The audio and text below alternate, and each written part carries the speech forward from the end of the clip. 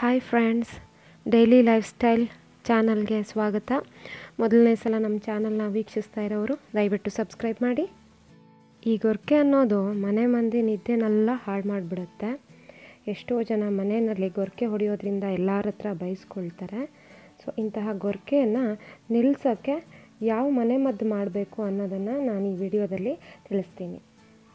ನಾನು ಹೇಳ್ತಾ ಇರೋಂಥ ರೆಮಿಡಿಗಳು ಮನೆಮದ್ದಾಗಿರೋದ್ರಿಂದ ಇಮಿಡಿಯೇಟಾಗಿ ನಿಮಗೆ ರಿಲೀವ್ ಸಿಕ್ಬಿಡುತ್ತೆ ಅಂತಲ್ಲ, ಕನಿಷ್ಠ 15 ದಿನ ಆದರೂ ಪ್ರಯತ್ನ ಮಾಡಬೇಕು.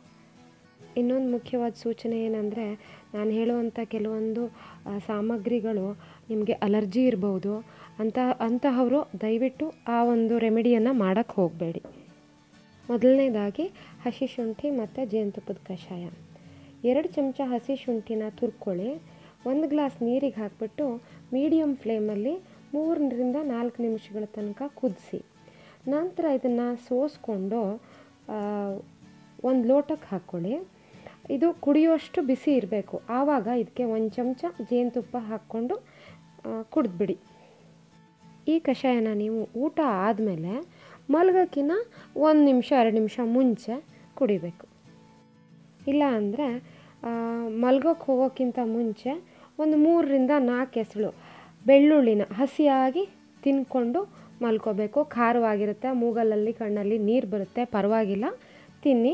ಇದರಿಂದ ಕೂಡ ಸ್ನೋರಿಂಗ್ ಕಡಿಮೆ ಆಗುತ್ತೆ. ಇದು ನಿಮಗೆ ಬೆಳ್ಳುಳ್ಳಿ ತಿನ್ನೋಕ್ಕಾಗಲ್ಲ ಅಂದರೆ ಚಿಕ್ಕದಾಗಿರೋಂಥ ಮೂಲಂಗಿ, ಹಸಿ ಮೂಲಂಗಿ ಅಥವಾ ಅರ್ಧ ಮೂಲಂಗಿಯನ್ನು ತಗೊಳ್ಳಿ. ಇದನ್ನು ಸಹಿತ ನೀವು ಹಾಗೆ ಹಸಿಯಾಗಿಯೇ ತಿನ್ನಬೇಕು, ಅಗ್ದು ತಿನ್ನಬೇಕು ಮಲ್ಗೋಕ್ಕೆ ಹೋಗೋಕ್ಕಿಂತ ಮುಂಚೆ. ಹಸಿಯಾಗಿ ತಿನ್ನೋಕ್ಕೆ ಕಷ್ಟ ಆಗುತ್ತೆ ಅಂದರೆ ಜಾಸ್ತಿ ನೀರು ಹಾಕದೆ ಜ್ಯೂಸ್ ಮಾಡಿಕೊಂಡು ಮೆಡಿಸಿನ್ ಥರ ಕುಡಿದ್ಬಿಡಿ. ಇದು ದೇಹದಲ್ಲಿ ನಿಮಗೆ ಹೀಟು ಜಾಸ್ತಿ ಮಾಡುತ್ತೆ, ಮೂಗು ಬ್ಲಾಕ್ ಆಗೋಲ್ಲ, ಸ್ನೋರಿಂಗ್ ಆಗೋಲ್ಲ.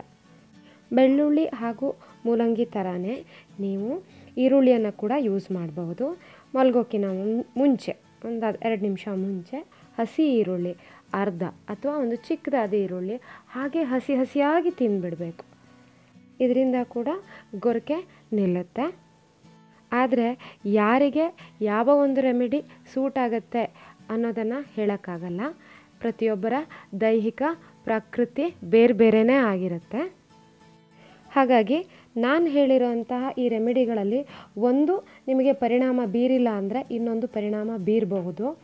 ಹೇಳಿರುವ ಎಲ್ಲ ರೆಮಿಡಿಗಳಲ್ಲಿ ಸಹಿತ ಕಿಚನ್ನಲ್ಲಿ ಇರೋವಂಥ ಐಟಮ್ನೇ ಬಳಸಲಾಗಿದೆ.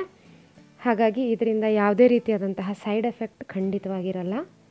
ಹೇಳಿರುವ ಈ ಎಲ್ಲ ರೆಮಿಡಿಗಳಲ್ಲಿ ಯಾವುದಾದ್ರೂ ಒಂದು ನಿಮಗೆ ಸೂಟ್ ಆಗೇ ಆಗುತ್ತೆ. ಜಸ್ಟ್ ಪ್ರಯತ್ನ ಮಾಡಬೇಕು. ನಾನು ಹೇಳಿರುವಂತಹ ಎಲ್ಲ ವಸ್ತುಗಳು ಸಹಿತ ನಿಮಗೆ ಗೊರಕೆ ಸ್ಟಾಪ್ ಆಗೋಕ್ಕೆ ಸಹಾಯ ಮಾಡೋದಲ್ಲದೆ ನಿಮ್ಮ ಜೀರ್ಣಕ್ರಿಯೆಯನ್ನು ಸಹಿತ ಉತ್ತಮಗೊಳಿಸುತ್ತೆ. ಮಲಗೋಕ್ಕಿಂತ ಮುಂಚೆ ಮೆಲೆಟೋನಿನ್ ಹೆಚ್ಚಿರುವಂತಹ ಆಹಾರಗಳನ್ನು ಅಂದರೆ ಅನಾನಸ್, ಕಿತ್ತಳೆ ಹಣ್ಣು, ಬಾಳೆಹಣ್ಣು ಇಂಥವುಗಳನ್ನು ತಿನ್ಕೊಂಡು ಮಲ್ಕೊಳ್ಳೋದ್ರಿಂದ ಕೂಡ ಗೊರಕೆ ಸಮಸ್ಯೆಯನ್ನು ಕಡಿಮೆ ಮಾಡ್ಬೋದು. ಇದಲ್ಲದೆ ಇನ್ನು 2 ಚಮಚ ಆಲಿವ್ ಎಣ್ಣೆ ಕುಡಿದ್ಬಿಟ್ಟು ಮಲ್ಕೊಂಡ್ರೆ ಕೂಡ ಗೊರಕೆ ಸಮಸ್ಯೆಯಿಂದ ನಿಮಗೆ ಮುಕ್ತಿ ಸಿಗುತ್ತೆ. ಇವೆಲ್ಲದರ ಜೊತೆಗೆ ಅಥವಾ ಹಾಗೇ ಕೂಡ ಮಲ್ಗೋಕ್ಕಿಂತ ಮುಂಚೆ ಒಂದು 10ರಿಂದ 15 ನಿಮಿಷ ಲಿಂಗ ಮುದ್ರೆ ಅಥವಾ ಸೂರ್ಯ ಮುದ್ರೆ ಯಾವುದಾದ್ರೂ ಒಂದನ್ನು ಅಭ್ಯಾಸ ಮಾಡ್ಕೊಂಡು ಮಲ್ಕೊಂಡ್ರೆ ಕೂಡ ನಿಮಗೆ ಗೊರಕೆಯಿಂದ ಮುಕ್ತಿ ಸಿಗುತ್ತೆ. ಗೊರಕೆಗೆ 2-3 ರೀತಿ ಕಾರಣ ಇದೆ. ಒಂದು, ಮೂಗು ಕಟ್ಟೋದ್ರಿಂದ ಕೂಡ ಗೊರಕೆ ಬರುತ್ತೆ.